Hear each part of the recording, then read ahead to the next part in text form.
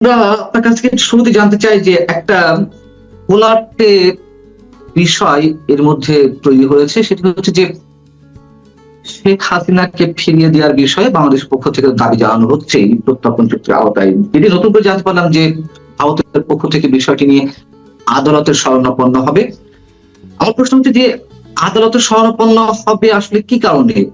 মানে প্রথম প্রশ্ন হচ্ছে উনাকে প্রত্যর্পণ চুক্তির আওতায় ফেরত দেওয়া যায় কিনা, উনি প্রত্যর্পণ চুক্তির আওতায় বন্দী কিনা, এই কারণে, নাকি বাংলাদেশের যে আন্তর্জাতিক অপরাধ ট্রাইব্যুনাল সেখানে তার যে বিচারের রায় রয়েছে সেইগুলো আপনারা আপনাদের দিক থেকে জাজ করবেন, অর্থাৎ ভারতের আদালত জাজ করবে এই বিষয়ে যাওয়া হচ্ছে কিনা, আসলে কোন বিষয়ে? ধন্যবাদ। প্রথমে যেটা বলি, যেটা আপনার ভারত সরকারের পক্ষ থেকে একটা কথাই বলা হয়েছে যে ভারতের বিচার ব্যবস্থা এবং আইনি দিক খতিয়ে দেখা হবে প্রত্যর্পণের বিষয়টা। কিন্তু আদালতে শরণাপন্ন হওয়ার বিষয়টা ভারতের একটি সংবাদপত্র, তারা এক্সট্রাডিশনের পদ্ধতিটা কি এটা বিশ্লেষণমূলক একটা প্রতিবেদন প্রকাশ করে ইন্ডিয়ান এক্সপ্রেসে, এবং সেই প্রতিবেদনে এটা বলা হয়ে থাকে। এবার বিষয়টা হচ্ছে এই কারণেই যে 1962 সালে ভারতের একটা প্রত্যর্পণ চুক্তি আছে, যেটা ভারতীয় চুক্তি, এবং আইন আছে, যে আইনটার ভিত্তিতে ভারত বিভিন্ন দেশের সঙ্গে প্রত্যর্পণ চুক্তি স্বাক্ষর করেন। প্রথম তো একটা প্রশ্ন বলে রাখাই ভালো যে বাংলাদেশের সাবেক প্রধানমন্ত্রী শেখ হাসিনা যাবতীয় ভারতের সঙ্গে চুক্তি করেছেন সবই প্রায় দেশকে বিক্রি করে দেওয়ার জন্য।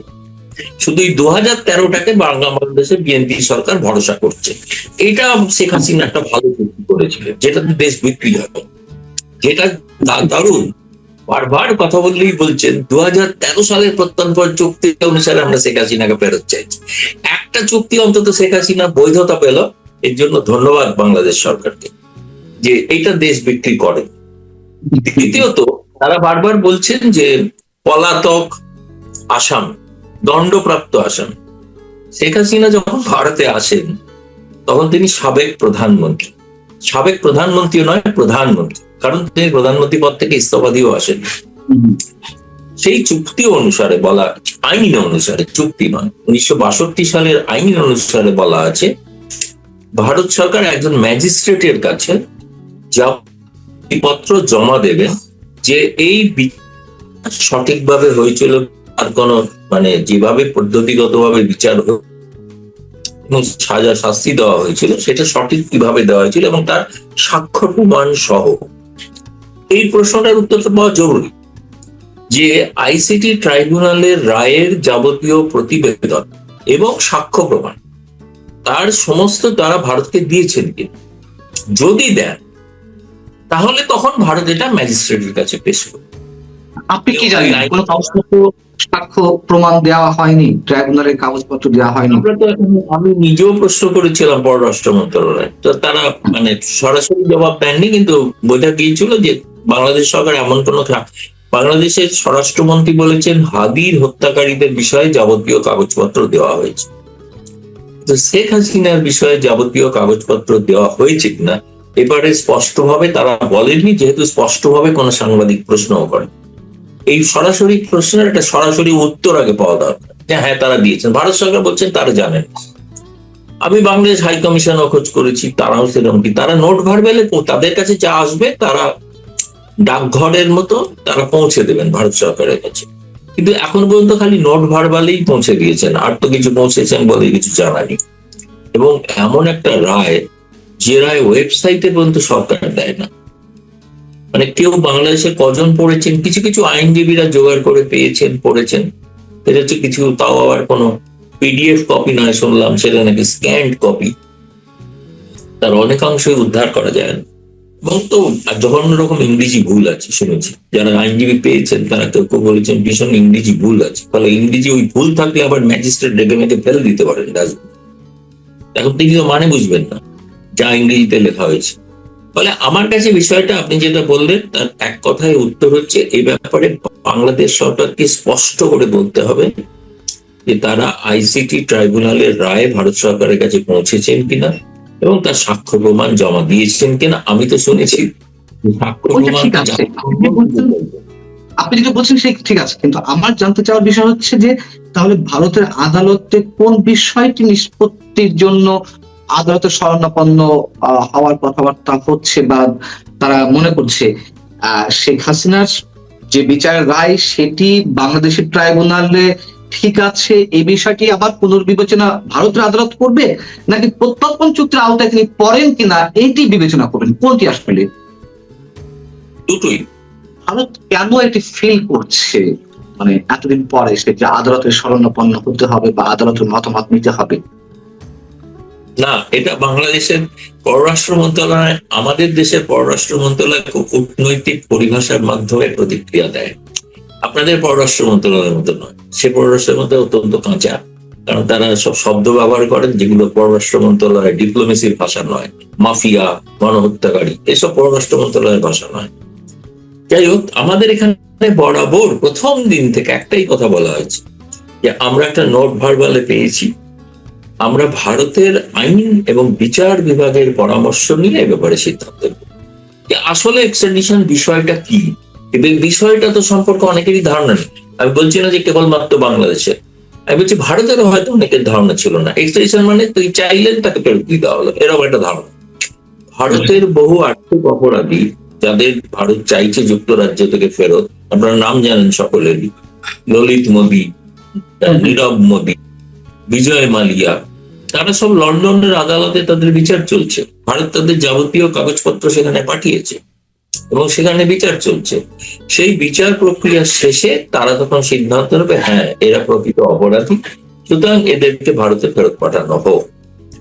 যুক্তরাজ্যের থেকেও তো ফেরত না। এর আগে একবারই একজন কুখ্যাত অপরাধীকে ভারত পর্তুগাল থেকে আনতে পেরেছিল, প্রত্যর্পণ চুক্তি অনুসারে দীর্ঘ সময় 2 বছর প্রায় লেগেছিল, মানে আইন আদালতের পর। কিন্তু ভারতকে লিখিত প্রতিশ্রুতি দিতে হয়েছিল যে আমরা তার ফাঁসি দেব, তবেই পর্তুগাল তাকে প্রত্যর্পণ করেছিল। এবং আপনি যদি দেখেন 2013 সালের যে চুক্তি অনুসারে শেখ হাসিনা যাদের উলফা জঙ্গিদের ভারতের হাতে তুলে দিয়েছিলেন দেওয়া হয়নি, তারা কিন্তু পরবর্তীকালে মূল স্রোতে ফিরে এসছে, তারা মূল স্রোতের রাজনীতির সঙ্গে এখন যুক্ত। ফলে ভারতের আইনেও এটা আছে। আরেকটা জিনিস আছে, সেটা হচ্ছে যে যদি দেখা যায় কাউকে রাজনৈতিক কারণে তাকে দোষী সাব্যস্ত করা হচ্ছে, শেখ হাসিনা একজন রাজনৈতিক প্রতিদ্বন্দ্বী, এ বিষয়ে তো কোনো সন্দেহ কারণ নেই, তিনি বিএনপি জামায়াত এদের সকলের প্রতিদ্বন্দ্বী। ফলে তার বিরুদ্ধে রাজনৈতিক কারণে তাকে শাস্তি দেওয়া হচ্ছে কিনা সেটাও খতিয়ে দেখার বিষয় আছে, সেটা ওই ম্যাজিস্ট্রেটই দেখবে। ফলে সেটা এক কথায় খারিজ হয়ে যাবে যদি রাজনৈতিক কারণে।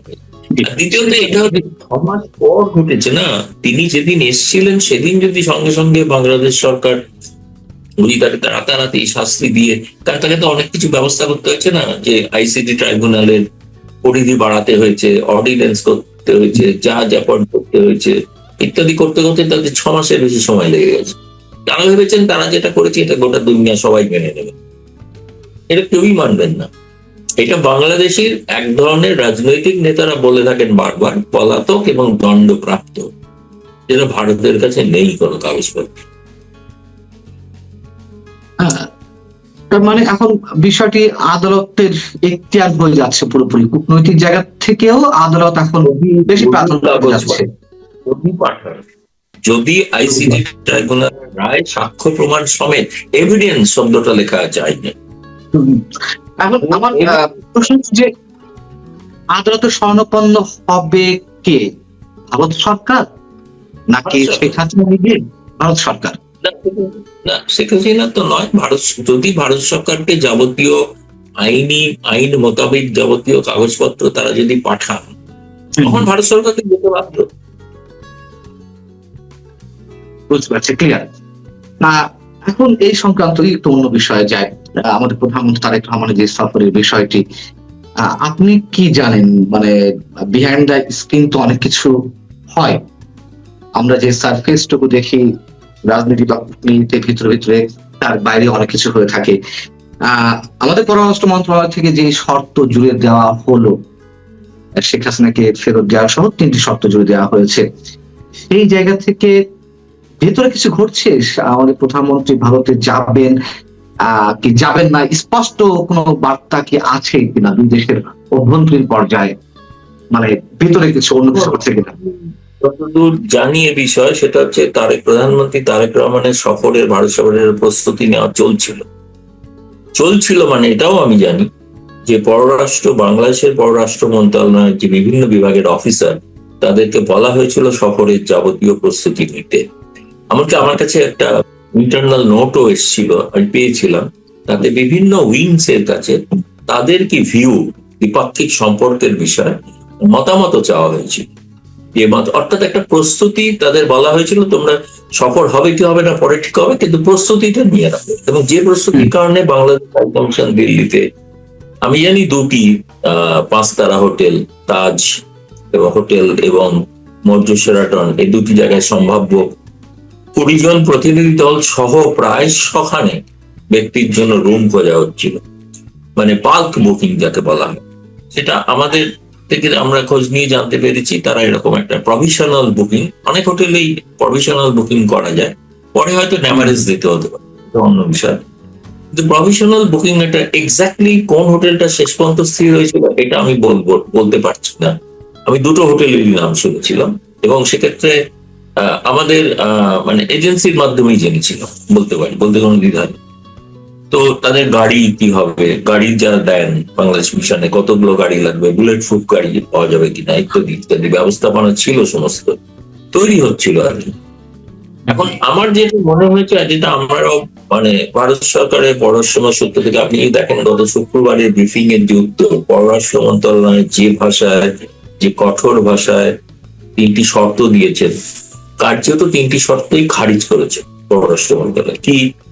প্রথমত হচ্ছে যে অনুকূল পরিবেশ তৈরি হতে হবে। অনুকূল পরিবেশ বলতে তারা বলছেন শেখ হাসিনা যে প্রেস কনফারেন্স করেছিলেন তাতে পরিত্যাগটা ভিসিয়েট হয়েছে, শব্দ ইংরেজিতে ব্যবহার করেছিলেন ভিসিয়েট। এই প্রথম বাংলাদেশের পররাষ্ট্রমন্ত্রী বাংলা এবং ইংরেজিতে তারা বিবৃতি পাঠ করে, লিখিত বিবৃতি, কোনো প্রশ্ন নেননি, এবং সেই লিখিত বিবৃতি ইংরেজি শব্দ ব্যবহার করেছিলেন, ভিসিয়েট হয়েছে। ভারত সরকার আলো বলেছেন যে ওই প্রেস কনফারেন্সের ব্যাপারে আমাদের কিছু করণীয় নেই, আমরা কিছু করিনি, আমরা কিছু জানিও, বলে অস্বীকার করেছে। শেখ হাসিনা প্রত্যর্পণের বিষয়ের, হাদির প্রত্যর্পণের বিষয়ে 2টি বিষয়ে আমরা আইন এবং বিচার বিভাগীয় নিয়ম অনুসারে পর্যালোচনা করা হচ্ছে। এখন এইটুকু বলি থেমে গেছে, পূর্বেরই যে বক্তব্য তাই বলেছেন। এক কথায় বাংলাদেশের যে শর্ত, সে শর্তকে খারিজ করেছে। এখন বাংলাদেশকে সিদ্ধান্ত নিতে হবে যে তারা এই শর্ত যে আরোপ করেছেন সেটা প্রত্যাহার করে নেবেন ভারতে আসার জন্য, নাকি ওটাতেই থাকবেন।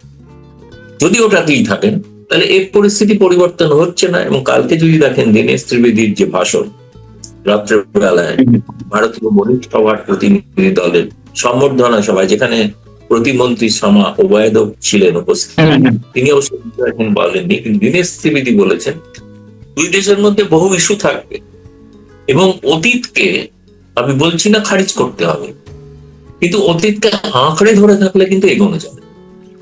তিনি এগোনোর কথা বলেছেন এবং বিশ্বাস বলেছেন যে তার বিশ্বাস আছে যে এই ব্যাপারে প্রধানমন্ত্রী এবং প্রধানমন্ত্রী নরেন্দ্র মিলিত হলে বহু সমস্যার সমাধান হবে। কিন্তু তার আগে তো বাংলাদেশকে সিদ্ধান্ত নিতে হবে যে তারা ওই শর্ত থেকে, তারা বলছেন আচ্ছা ঠিক আছে শর্তগুলো থাকলো, শর্তগুলো সহ আমরা ভেতরে গিয়ে পরে দেখা করলে তখন আবার বলবো, এই শর্ত আমাদের থাকলো মজুদ, তাহলেও গিয়ে একই শর্তের কথা বলবো, একই শর্তে ঢুকতে হবে। উত্তর তো আগে থেকেই জানা আছে। এবার আমি যেটা বলি, মানে আভ্যন্তরীণ বিষয়, যেটা আপনাদের পররাষ্ট্র মন্ত্রণালয় বলেছিল যে আমরা কয়েক সপ্তাহ ধরে 2 দেশের মধ্যে একটা আলাপ আলোচনা চলছিল, কিন্তু অন্য কোনো বিষয় না। আলাপ আলোচনা চলছিল একটি বিষয়, সেটা হচ্ছে হাসিনা প্রত্যর্পণের বিষয়ে 2 দেশের মধ্যে আলাপ আলোচনা। তারা চেয়েছিলেন একটা যৌথ বিবৃতিতে ভারত যদি নাও দেয়, খালি যদি এটা লিখে দেয় যে আমরা এই প্রসেসটা ত্বরান্বিত করছি, এরকম আর কি ধরনের একটা বয়ান, সেটা ভারত সরকার বলছেন সম্ভব না। আমি যখন জানি না কিছু, আপনি কাগজই পাঠাননি, কি ত্বরান্বিত করবো? আপনি একটা কাগজ দিলে তো আমি ত্বরান্বিত। ফলে এটা দেখা গেছে এটা নিয়ে কোনো সমঝোতা হয়নি। এই লাইটে একমাত্র ইস্যু যে কারণে সফর পাঞ্চাল আমি বলবো, সেটা হচ্ছে শেখ হাসিনা প্রত্যর্পণের বিষয়টাকে কিভাবে জয়েন্ট স্টেটমেন্টে উল্লেখ করা হবে। এটা কিন্তু বলেননি যে আচ্ছা গঙ্গার পানি চুক্তির কি হবে, তিস্তার কি হবে, সীমান্ত হত্যার কি হবে, এসব বিষয় না। বিষয় একটি, এই সফরটা ছিল হাসিনা কেন্দ্রিক। এটাই দুর্ভাগ্যের বিষয় যে শেখ হাসিনা অপ্রাসঙ্গিক বলে হুমায়ুন কবির প্রকাশ্যে বলেছেন সার্জে গৌড়ের ব্রিফিং এর পর, মিটিং এর পর, শেখ হাসিনা আওয়ামী লীগ ইররেলিভেন্ট, ইংরেজিতে বলেছেন ইররেলিভেন্ট। যেটা ইররেলিভেন্ট সেটা নিয়ে মাথা ঘামাচ্ছেন সকাল থেকে রাত। এটা একটা মানে কি বলা যাবে, এটাকে তো মানে আমি ভাষা পাচ্ছি না কি ব্যাখ্যা করার, কি শব্দ ব্যবহার করব। মানে উভয় সংকটে। দ্বিতীয়ত আমাদের এটাও খবর আর কি আছে, ভারত বাংলাদেশের পররাষ্ট্র মন্ত্রণালয়ের মধ্যে এবং মন্ত্রিসভার মধ্যে এ নিয়ে প্রবল মতবিরোধ আছে। মতবিরোধ বলতেই তাদের নির্দিষ্ট কিছু ব্যক্তি আছেন, তারা চান যে কারণে এবং বাণিজ্যিক দলটা সফর করছে এত কিছুর পরেও, এবং সেই বাণিজ্যিক দলের সম্পর্কে বাংলাদেশ সরকার কিন্তু সিদ্ধান্ত নিয়েছেন কিছু, দুটি টাস্ক ফোর্স তৈরি হবে, সেই টাস্ক ফোর্স বিবেচনা করে দেবে কোন কোন বিষয়ে আমদানি রপ্তানি বা লগ্নি হতে পারে। সুতরাং এই বিষয়টা তো স্বাভাবিক আছে, তাই না? এই কারণে সেই সব বিষয়ে যেসব মন্ত্রী দায়িত্বপ্রাপ্ত তারা কিন্তু মরিয়া সফরটা করা হচ্ছে। আর যারা একদল উগ্রপন্থী, যারা মনে করছেন, আমি তো উগ্রপন্থী বলছি, এই কারণে উগ্রপন্থী বলছি, তারা জামায়াত এবং এনসিপির চাপের কাছে নথি স্বীকার করছেন যে আমাদের কি তাহলে সেই কনস্টিটিউন্সি থেকে বা বিএনপি কি সরে যাবে, বিএনপি কি ওই কনস্টিটিউন্সিতে থাকবে না, আবার শেখ হাসিনা বিষয়। এটা হচ্ছে পরিস্থিতি এখন। সেটা দিয়ে আমি মনে করি, যদিও শেখ হাসিনা এটা একটা প্রবল রাজনৈতিক চাপ তৈরি করছেন তারেক রহমান সরকারের মধ্যে, তিনি চাইছেন যাতে তারেক রহমান সরকার আলোচনার টেবিলে আসতে বাধ্য হয়, সেই কারণে ফিরে যাওয়ার কথাটা বলছি। বলুন। এই যে শর্ত দেওয়া বা এক ধরনের অনিশ্চয়তা তৈরি হওয়া আমাদের প্রধানমন্ত্রী সফরের বিষয়টি, ভারত সরকার এটি কিভাবে নিচ্ছে, মানে আপনি তাদের মেন্টালিটি কিভাবে নিচ্ছে আপনি দেখেছেন? আপনার তো অনেক ক্ষেত্রে ভারতে অনেক আলোচনা চলছে যে ভারত সরকার এত নমনীয় মনোভাব কেন নিচ্ছে। তাদেরকে প্রায় কার্যত অপমান করা হচ্ছে অনেক সময়, তাই না?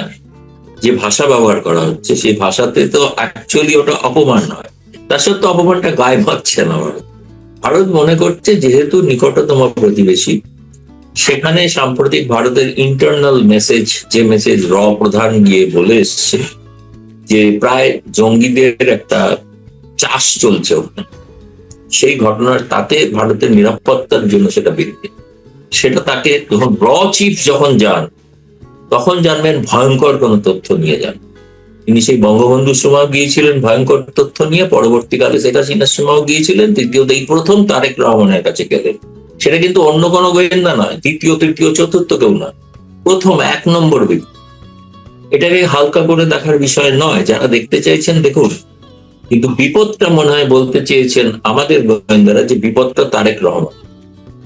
ফলে এখন এটা তো ব্যাপারে তারেক রহমান এখন বলতো ঘটনা যে তিনি কোনো বিষয়, বাংলাদেশের আভ্যন্তরীণ বিষয় ছাড়া আন্তর্জাতিক বিষয় বা সিকিউরিটি নিরাপত্তা বিষয় এখনো পর্যন্ত কোনো একটাও কমেন্ট করেন, কোনো কথাই বলেন। সেই জন্য কেউ কেউ আবার বলেন তিনি কি পুতুল প্রধানমন্ত্রী। পুতুল প্রধানমন্ত্রী হয়তো নন, আবার যেমন শেখ হাসিনা ছাড়া যেমন আওয়ামী লীগ ভাবা যায় না, তেমনি তার জিয়া পরিবার ছাড়া বিএনপিও ভাবা যায় না, এটাও ঘটনা সত্য। তারেক রহমান পুতুল হোক আর না হোক, তাকে দরকার, প্রয়োজন, বিএনপির স্বার্থে প্রয়োজন। কিন্তু সেটার জন্য হ্যাঁ না, সেটার কারণ নিতাম দেখুন, এটা তো আমরা জানি যে 2001 থেকে 2006 ভারতের সঙ্গে তার জিয়া মানে খালেদা জিয়া যখন ক্ষমতায় ছিলেন, সেই অভিজ্ঞতা খুব সুখকর তো নয়, তাই না? সুখকর ছিল না। তা সত্ত্বেও কিন্তু সেটা বলুন, আপনাদের বাংলাদেশের সাংবাদিক দল যারা সফর করেছেন 2 দফায়, তাদেরকে ভারতের ইম্পর্টেন্ট লোকেরা, যাদেরকে যদি বলেন যে ইন্টারলোকুটার ইংরেজিতে বলা হয়, তো যারা আসলে দুতিয়ালি করে সম্পর্কের ক্ষেত্রে, তারা তো সেই তাদেরকেও বলেছেন যে আমরা 2001 থেকে 2006 কিন্তু ভুলি, কিন্তু তা সত্ত্বেও আমরা একটা রিলেশন রাখতে চাই, তৈরি করতে চাই। এবং দীনেশ ত্রিবেদীর গতকালের ভাষণ, যে প্রধানমন্ত্রী নরেন্দ্র মোদী তাকে বলেছেন যেটা বলতে তারেক রহমানকে, যে তিনি এমন সম্বর্ধনা দেবেন সে যেন তারেক রহমান ভুলতে পারবেন। হতে পারে সম্বর্ধনা মানে কি, ধরুন শেখ হাসিনা গিয়েছিলেন, প্রধানমন্ত্রী নরেন্দ্র মোদী স্বয়ং এয়ারপোর্টে গিয়ে রিসিভ করেছিলেন, তারেক রহমানকে রিসিভ করতে পারে। বলা যায় না, বলে দিতে পারেন আমার ছোট ভাই, শেখ হাসিনাকে যখন বলেছিলেন তার একটু ছোট ভাইও বলে দিতে পারে। তো এখন এইরকম একটা মানে রিলেশনটাকে তো উপেক্ষা করা যাবে না, এত নিকটবর্তী একটা দেশ, এখন 4000 কিলোমিটারের উপরে সীমানা, এটাকে একদম উপেক্ষা করা সম্ভব না। আমি সেই জায়গা থেকে যদি প্রশ্ন করি, যেমন ভারতের বিভিন্ন গণমাধ্যমের পক্ষ থেকে এই প্রশ্ন উঠছে বা আপনি নিজেও প্রশ্ন তুলছেন যে কেন ভারত এতটা নমনীয় হচ্ছে, অথবা নমনীয় শব্দটা আমি উচ্চারণ না করলেও অনেকেই বলছেন, বা দীনেশ ত্রিবেদী বাংলাদেশের নিযুক্ত ভারতীয় হাই কমিশনার, তিনি নিজেও বলছেন ভারত মুখিয়ে আছে তারেক রহমানের সফরের জন্য। ভারত কেন এত বেশি মুখিয়ে আছে, ভারত কেন এতটা অপেক্ষায় আছে, ভেতরের বিষয়টি আসলে কি? ভেতরের বিষয় কিছু নয়, বাংলাদেশে তো একটা কনস্টিটিউয়েন্সি আছে অ্যান্টি ভারত। আর তারেক রহমান আসলে ভারতের বন্ধু, সেটা ভারত তার গায়ে লেভেলটা সেটে দিতে চায়। তারপর বাংলাদেশে যারা আছেন তারা ঠিক করলেন তারেক রহমান ভারতের বন্ধু, সব বেঁচে দিলেন ভারতকে কিনা, নাকি কি করলেন। ভারতের বন্ধু হিসেবে তাকে তার গায়ে একটা লেভেল সেটে দেওয়া, সোজা কথাটা হচ্ছে একটা, এটা হচ্ছে কূটনৈতিক চাল।